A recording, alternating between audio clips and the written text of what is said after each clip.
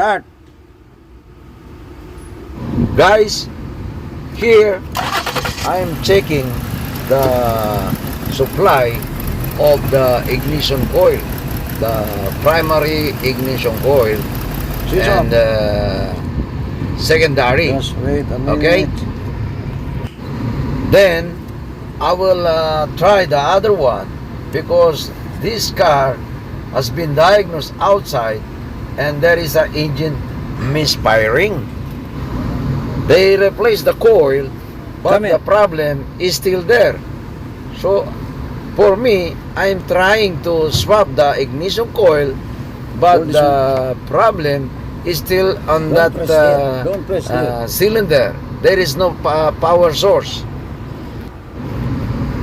I use a test light just to prove the power source of the primary ignition coil. But unfortunately, the bulb is not blinking. Okay? Here, I use the test light, right? Now, there is another test I have to do. This is the first test. I use a test light. Then, I have to measure the voltage, the negative and the positive supply. I called my assistant. Then I have to go to the another one, another primary coil. I have to test the other one. I have to use the bulb again, just to know if the bulb is igniting or not. It should be blinking. Okay, now let us see if the bulb is blinking. Now the bulb is blinking, means the circuit and the power supply is working fine. Then here I will use a spark plug, to check the ignites of the, to check the spark of the ignition coil, if it is present or not. Okay, start.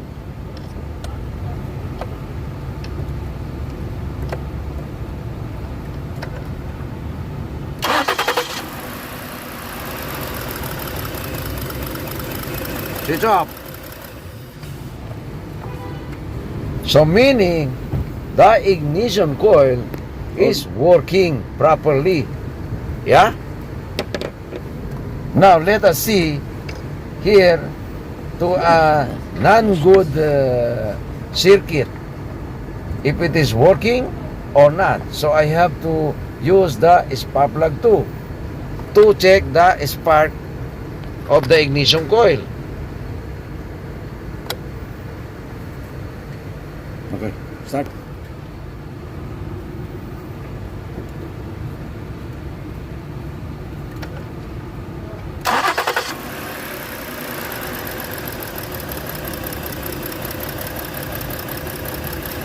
Switch off. Unfortunately, there is no spark in the spark plug. There is no problem on the coil. There is no problem on the spark plug. So the problem is either the module or the harness. But there is a supply. See, I will show you. Now I will use an ohmmeter to measure the voltage, if it is present or not. Negative. See, negative. Positive. 109. Okay. Another one here.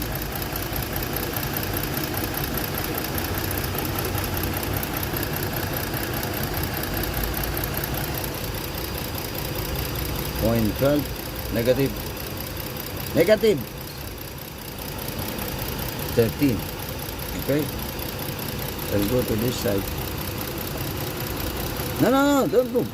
Put it negative.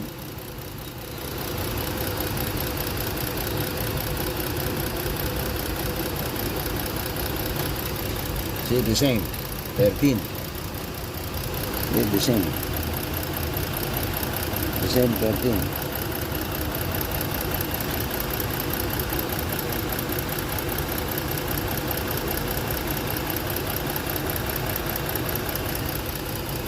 Negative. Negative.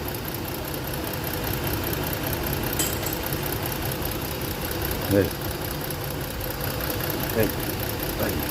There is no contact.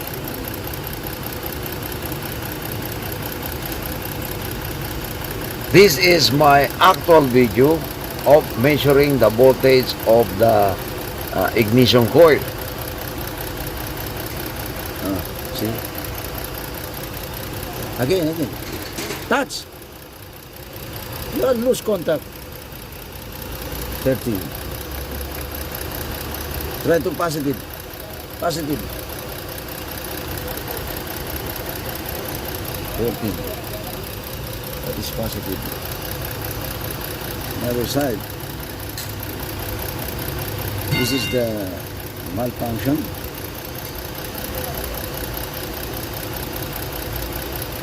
Okay. Okay. Switch off. Yeah, that is the end. The problem is the not in the coil, either in the computer, in the igniter. Finish. Return.